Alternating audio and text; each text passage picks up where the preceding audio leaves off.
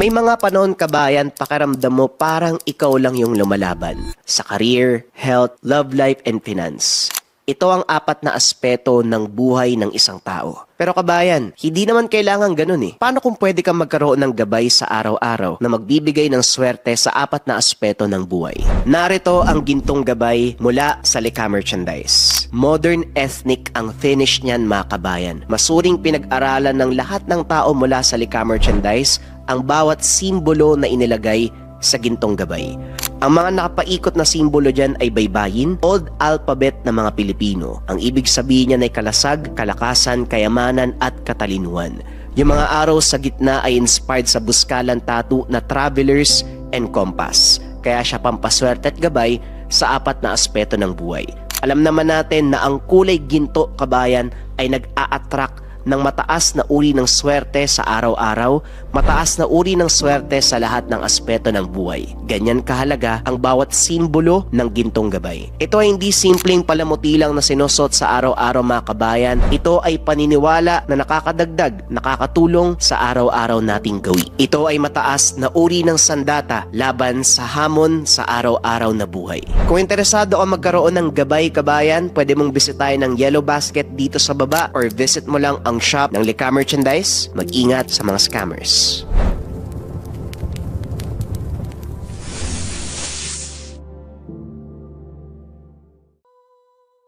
Ang kwentong ito ay hango sa totoong buhay. Mula ito sa isa nating kabayan na itago na lamang natin sa pangalang Gabriel.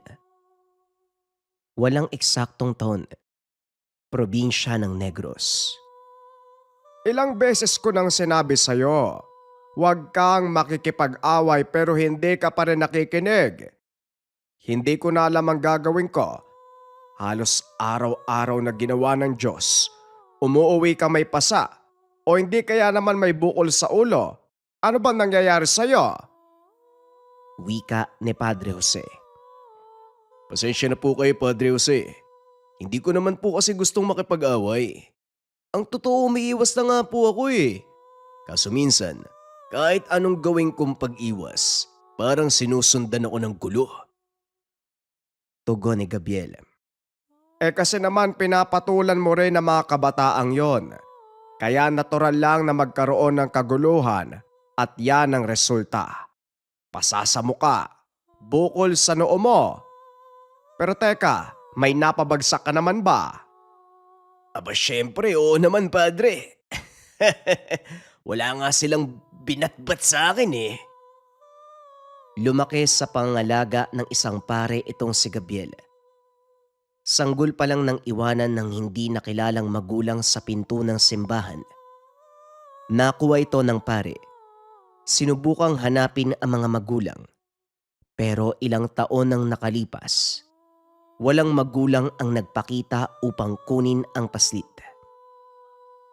Hanggang sa nagpasya ang pare na ampunin ito. Pumayag ang simbahan. Hinayaan si Padre Jose na tumira kasama ang bata. Kung saan na destino si Padre Jose, kasama din sa pag-alis si Gabriel. Sa mulang edad, ipinamulat na ng pare na hindi siya ang ama ng bata. Pero para kay Gabriel, hindi na ito mahalaga. Ang alam lang ng paslit mahal siya ng pare at sapat na yun. Pinalaki sa tamang disiplina ang bata. May takot at paggalang sa Diyos. Sa edad na 12, naging sakristan na siyang naging simula ng pagbuo ng kanyang pangarap, maging isang pare. Bilib ako sa iyong bata ka. Ikaw lang ang nakilala ko na may pangarap na maging pare, pero basagulero. Hindi naman po talaga maiiwasan, Padre. Minsan kailangan din nating ipagtanggol ang sarili para hindi tayo api ng ibang tao. May punto ka naman, pero hindi ibig sabihin gagawin natin yung dahilan para makipag-away. Wala kang mapapala kung hindi sakit ng katawan. Huwag po kayo mag-alala, Padre. Sisikapin ko pong hindi makipag-away. Pero hindi ako mangangako. Marami talaga kasing loko-loko sa paligid eh. Yung tipong wala ka nang ginagawa, ikaw pa talaga yung pagdidiskitan. Umiwas ka na lang kasi. O siya, tama ng usapang to. Magbihis ka at isasama kita. Saan po tayo pupunta, Padre? Sa bahay ng isa sa mga taga-baryo, nakisuyo sa akin ng mga magulang na puntahan ko ang kanilang anak.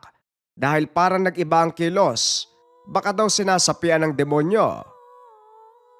Aba, mukhang interesante nga yan, Padre ah.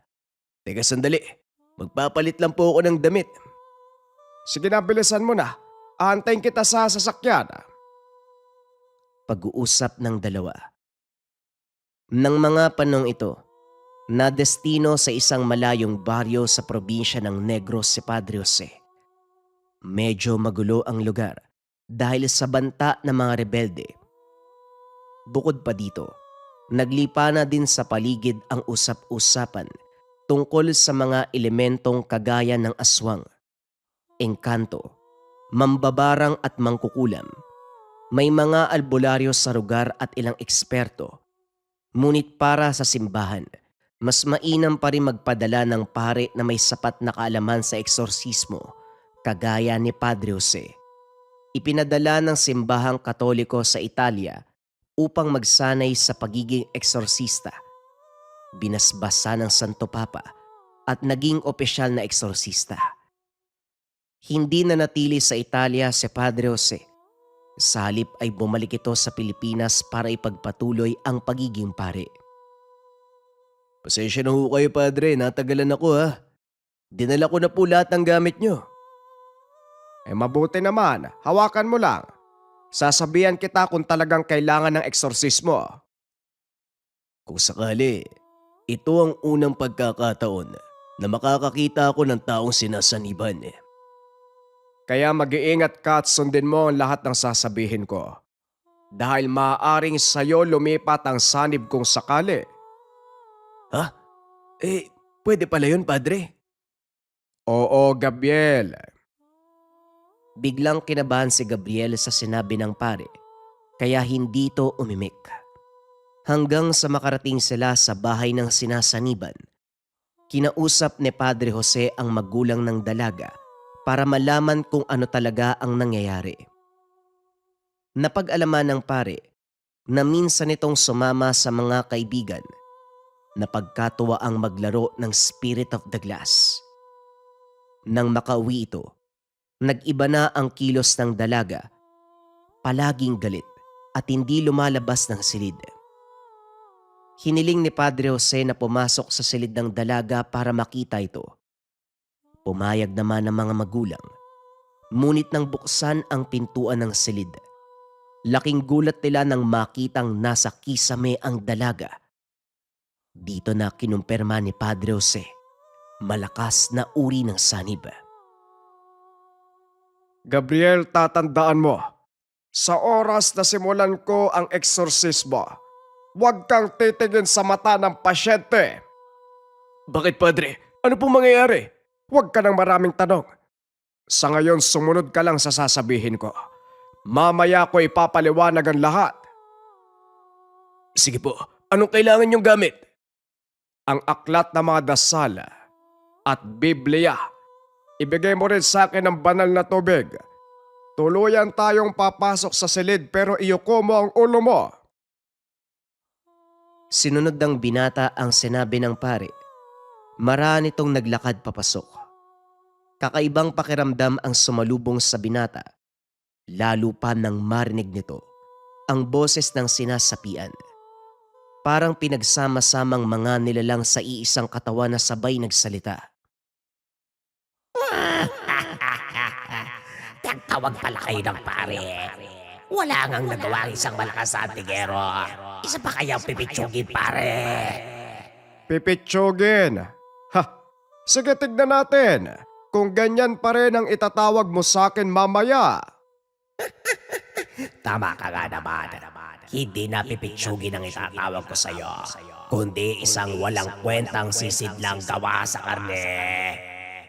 Bakit hindi natin subukan? Maupo ka.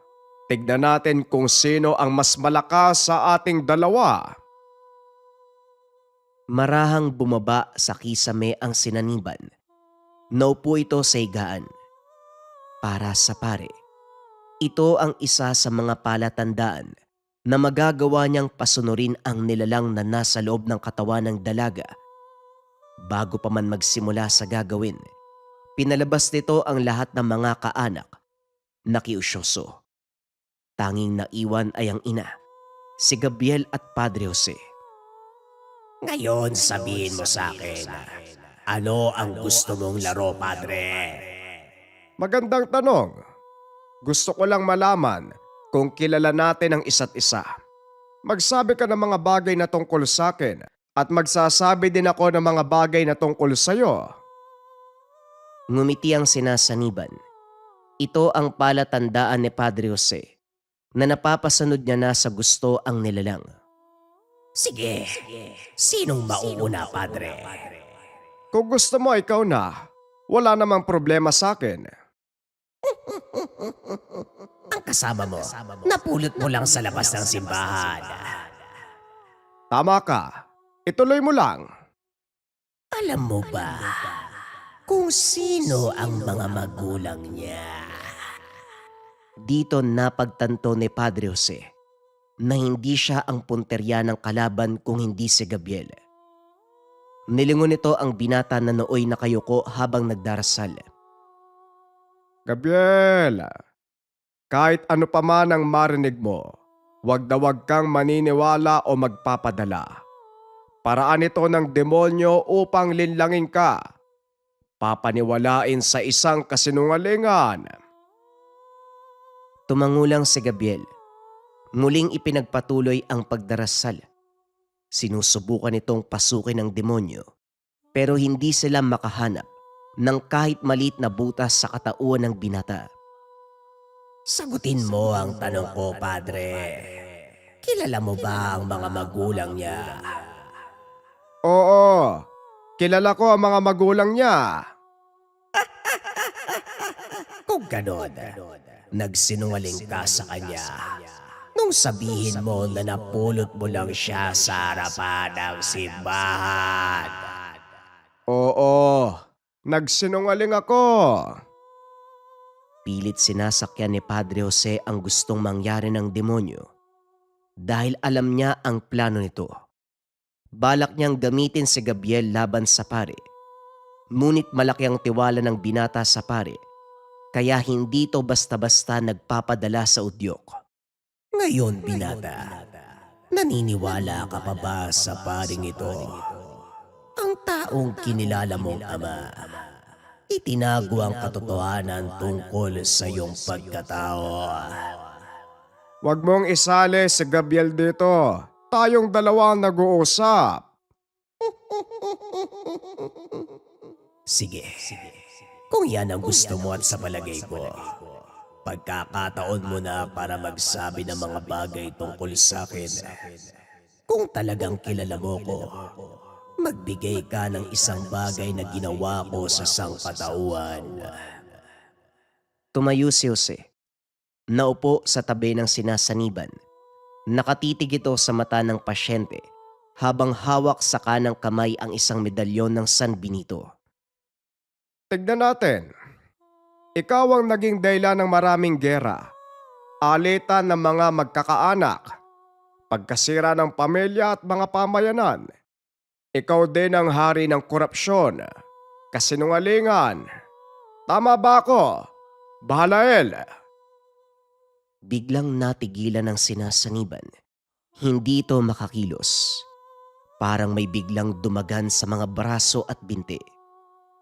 Kaunting kaalaman, ang sapi ng demonyo ay may malaking pagkakaiba sa sapi ng engkanto, pati na rin ang lamang lupa. Ang mga demonyo ay magaling gumamit ng manipulasyon. Kaya nilang paikutin ang isang tao sa kanilang palad. Gamitin ang kainaan nito laban sa kanya. Mas kalmado din ang sinasaniban ng mga demonyo kaysa sa mga engkanto. Kadalasang nagwawala ang mga sinasaniban ng engkanto. Ngunit ang mga demonyo naman, hindi mo makikitaan ng agresyon dahil mas organisado ang pag-iisip ng demonyo. Kayang panghawakan ng buo ang katawan ng sinasapian. Balik tayo sa kwento. Matalino ka, Padre. Masasabi kong kilala mo nga ang mga demonyo. Pero hindi pa tayo tapos. Kinagamit ko lang ang katawan ng babaeng ito para bisitahin ka. Ingatan mo din ang alaga mong bagito. Siguraduhin mo, maoordinahan siya bago sumapit ang ika-21 karawan dahil kung hindi, tuluyan na siyang mapapasakamay ng aking Panginoon. Matapos magsalita, biglang nawalan ng malay ang dalaga. Alam ni Padre Jose na tuluyan ng iniwan ng demonyo ang katawan nito. Wala na kayong dapat ikabahala, ligtas na ang anak nyo. Salamat sa Panginoon. Hindi niya tayo pinabayaan. Wika ni Padre Jose. Sinigurado din ito na hindi na babalik ang demonyong sumanib. Bagaman nagawa nitong mapaalis ang demonyo sa katawan ng dalaga, hindi pa rin sigurado kung natalo niya ito ng lubusan. Hindi rin mawala sa isipan ang huling sinabi ng demonyo, kaya pagdating sa parokya, kagad ditong kinausap si Gabriel. Alam kong narinig mo ang sinabi ng demonyo kanina at hindi madali sa'yo ang pagpapasya. Lalo na ang pag-uusapan ay magiging buhay mo sa inaharap. Isa lang po ang pangarap ko, Padre. Maging isang pare kagaya nyo. Mabuti naman kung ganon. Pero palagi mong tatandaan na madali lang ang mangarap. Pero ang pinakatanong, kaya mo bang magpursige? Gabriel, marami ang tinatawag pero iilan lang ang napipili. Alam ko po yan, Padre. Huwag kayong mag-alala. Buo ang loob ko at sigurado ko sa gusto kong maging balang araw. Napabuntong hininga si Padre Jose dahil alam nito kung gaano kahirap na pumasok sa seminaryo. Ay nako, sige, kung yan ang pasya mo, ihahanda natin ang mga kailangang dokumento. Ipapasok kita sa seminaryo sa lalong madaling panahon. Talaga po, Padre? Sige po. Makalipas ang ilang buwan, ipinasok na ni Padre Jose ang binata sa seminaryo. Medyo nanibago si Gabriel sa kapaligiran, lalo na sa kilos ng mga tao. Pero kalaunan, nagawa niyang makiangkop. Ilang taon ang lumipas at sa wakas, dumating na ang araw o ordinahan si Gabriel bilang ganap na pare. Ay sa wakas, nagbunga din ang sakripisyo natin. O ordinahan ka na, Gabriel. Oo nga po, Padre. Hindi ko akalaing magagawa ko magtagumpay. Salamat po sa inyo, ha. Lalo na ho sa Diyos. Sa wakas matutupad na ang pangarap ko. Tama ka. Pero ito pa lang ang simula ng lahat, Gabriel. Alam ko po yun, Padre. Gayunpaman, alam kong hinahanda ko ng Diyos para sa kanyang mga gawain. Patnubayan ka nawa ng Panginoon sa mga kakaharapin mo bilang kanyang lingkod. Sige na, magsisimula na ang ordinasyon mo. Dali-daling pumasok sa loob ng katedral si Gabriel. Naiwan naman sa labas si Padre Jose. Akmang papasok na sana ito nang biglang makarinig ng pamilyar na boses. Mukhang nakakalimutan mo. Ang sinabi ko 5 taon na ang nakakaraan, Padre. Napahinto sa paglalakad si Padre Jose. Lumingon sa pinagmumula ng boses. Ngunit walang tao sa paligid. Nagpasuka na ang mga tao sa katedral. Hindi ko akalaing may lakas ka pa ng loob na bumalik. Kahit nakita mong nagtagumpay si Gabriel. Pasensya ka na. Isa na siyang ganap na pare. Ilang minuto na lang ang aantayin. O ordinahan na siya. Hindi pa natatapos ang laban, Padre. Oo, nanalo ka. Pero hindi pa ako naglalatag ng alas. Gaya ng sinabi ko, nagsisimula pa lang ang totoong laban. Hindi ka mananalo, demonyo. Alam mo yan. Tignan natin, Padre Jose. Tignan natin. Matapos magsalita, kusang naglaho ang boses. Tumuloy na sa pagpasok ang pare. Tamang-tama, dahil nagsisimula pa lang ang ordinasyon. Nawala ang pangamba sa isipan ni Padre Jose nang makita si Gabriel na nakadapa sa harapan ng arsobispo. Lalo na nang sabihin at bigyan ng titulong Padre Gabriel. Hindi matumbasan ang saya sa mukha ng binata, lalo pa nang isuot sa kanya ang obitong sumasagisag sa pagiging pare. Biglang nag-iba ang tingin ni Padre Jose kay Gabriel. Hindi na ito ang dating binatang basagolero. Isa na itong kagalang-galang na alagad ng Diyos. Binabati kita, Padre Gabriel. Sa wakas, isa ka ng ganap na pare. Wala nang makakapagbago nun. O nga, Padre. Pero may isang bagay pa akong gustong gawin. Ano naman yon? Gusto ko mag-aral ng eksorsismo. Nagulat si Padre Jose nang marinig ang sinabi nito. Ito ang kinakatakutan niya. Hindi malabong magkaharap sila ng demonyong nakalaban, 5 taon na ang nakakaraan. Ngunit alam din ito na hindi magagawang pigilan si Gabriel sa gustong mangyari. Pwede ka namang maglingkod bilang kura paroko. Bakit kailangan mo pang maging eksorsista? Gaya nyo, gusto kong puksain ng mga demonyong pakalat-kalat at nanggagambala sa mga tao. Pwede mo namang gawin yon kahit hindi ka magsanay ng eksorsismo.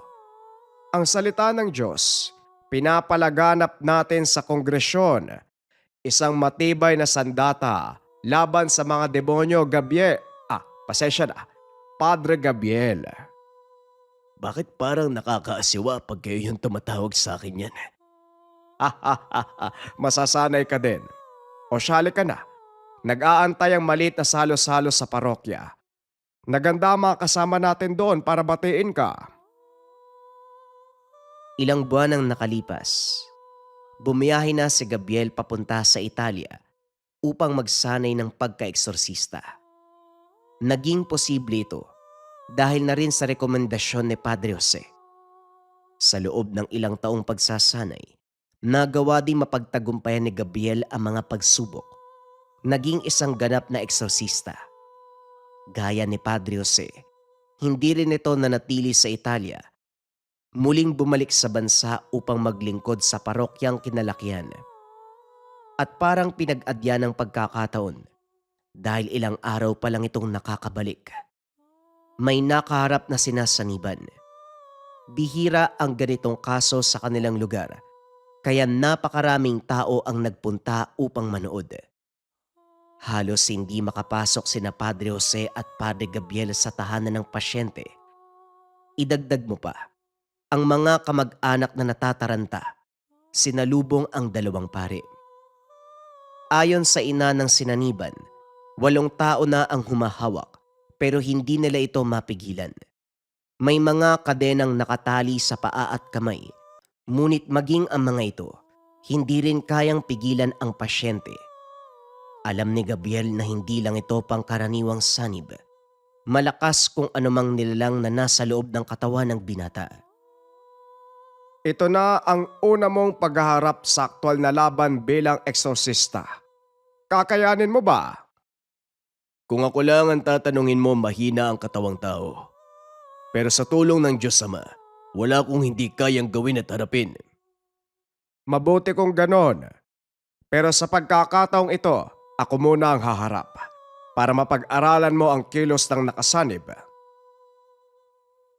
Tumango si Gabriel. Hinayaan ito na maunang pumasok si Padre Jose. Nang maramdaman ng sanib ang presensya ng pare, bigla itong huminahon. Naupo at tumingin kay Gabriel. Binabati kita. Matagumpay ka sa pagiging pare. At sa wakas, naganap na din ang pinakamatagal kong inaantay. Kilala mo ko? Kilalang kilala kita mula ulo hanggang pa. Kilala ko din ang mga magulang mo. Ang iyong ama ay isang pusakal at tiwaling pulis. Ang iyong ina ay bayarang babae. Mga kaluluwang ninanamnam ngayon ang kaparusahan sa impyerno. Pilit nitong pinapasok ang isipan ni Gabriel. Huwag kang magpapadala sa udyok ng demonyong yan, Gabriel. Tandaan mo, isa kang alagad ng Diyos. Inordinahan, kinilala sa Batikano bilang isa sa kanyang mga eksorsista. Wika ni Padre Jose. Tumingin sa kanya si Gabriel. Tumango ng marahan. Alam ni Padre Jose na nakuha nito ang gusto niyang iparating. Kung totoo man ang sinabi mo, bakit hindi mo sabihin sa akin kung bakit ako iniwan ng aking ina? Iisa lang ang dahilan. Hindi ka ginusto ng nanay mong mabuo. Isa kang pagkakamali. Ngunit bibigyan kita ng pagkakataon. Iwanan mo ang iyong Panginoon at maging tagasunod ko. Huwag na huwag mong susubukan ng Diyos na inyong Panginoon, Diablo. Masyado namang mataas ang tingin mo sa sarili, Bagitong pare. Wala ka pang karanasan at siguradong hindi mo ko kayang talunin. Hindi ako nakarating sa ganitong antas kung hindi ko kayang talunin ng demonyong kagaya mo. Kinuha ni Gabriel sa bulsa ang isang medalyon. Kombinasyon ng 3 makapangyarihang simbolo. Satora, medalyon ng San Benito, selyo ni Solomon. Makapangyarihang gamit na pinag-isa. Nagulat si Padre Jose nang makita ang hawak ng binata. Sang galing ang medalyon na yan? Iilang eksorsista lang ang nagmamay-ari ng ganyang medalyon. Isa lang ang kilala ko. Ang Italianong pare na mismo ang Santo Papa ang humirang. Tama ka, Padre Jose. Sa kanya nga nang galing ang medalyong ito. Nagkataong siya nagturo sa akin at siguradong kilala mo din siya. Wika ni Gabriel habang nakatingin sa sinasaniban. Nakita nito, biglang nag-iba ang reaksyon sa mukha ng pasyente. Ano ginagawa mo? Ilayo mo sa akin ang medalyon na yan. Anong kinakatakot mo? Hindi ba ang sabi mo sa akin bagito ko at hindi kita kayang talunin? Huwag mong ilapit sa akin ang medalyon na yan. O sige, pero sagutin mo ang tanong ko. Anong ginagawa mo sa katawan ng taong to at anong pakay mo sa kanya? Ginagamit ko lang. Wala akong ibang pakay. Demonyo ka nga talaga. Sinungaling. Iwanan mo ang katawan ng taong ito at wag na wag ka nang babalik pa. Inuutusan ako. Wala ka sa lugar para gawin yon. Wala sa lugar. Pwes, inuutusan kita, Balael. Lisanin mo ang katawang taong ito sa ngalan ni Jesus. Napasigaw ang sanib. Lalo pa nang ilapit ni Gabriel sa kanya ang hawak na medalyon. Idinikit niya ito sa noon ng pasyente. Nangisay ang katawan. Dito na inusal ni Gabriel ang orasyon ni San Miguel upang tuluyang mapatay ang demonyo. Matapos ay biglang nawalan ng malay ang binata. Unti-unting bumalik sa dati ang itsura. Naging maaliwalas ang paligid. Nawala ang mabigat na aura na bumabalot sa lugar. Nagtagumpay ka, Gabriel. Nagawa mong patayin ang demonyo. Hindi, Padre. Alam nating hindi sila namamatay. Muli din isisilang ang isang yan. Lalo pat isa siya sa 6 na pangunahing anak ni Satanas. Kung sabagay tama ka, pero kahit papano, may kakatakutan na ang mga kagaya niya dahil nandito ka. Sa Diyos po ang papuri, Padre. Maaari bang ikaw na magbasbas sa binatang ito bago tayo malis? Dahil sa nangyari, nakilala si Gabriel at ang kanyang mga gawain. Umiikot ito sa buong bansa. Kung minsan, ipinapatawag pa sa ibang bahagi ng mundo upang magsagawa ng eksorsismo sa paglilinis ng mga tahanan maging establishmento. Naging sikat ang pangalan ni Gabriel at ang mga gawain nito. Hindi inakala ni Padre Jose na ang inampong pastit magiging isa sa pinakatanyag na pari sa bansa. Isang pari na nagtatangan ng kombinasyon ng mga medalyon. Medalyon ng Sator, medalyon ng San Benito, at ang selyo ni Haring Solomon.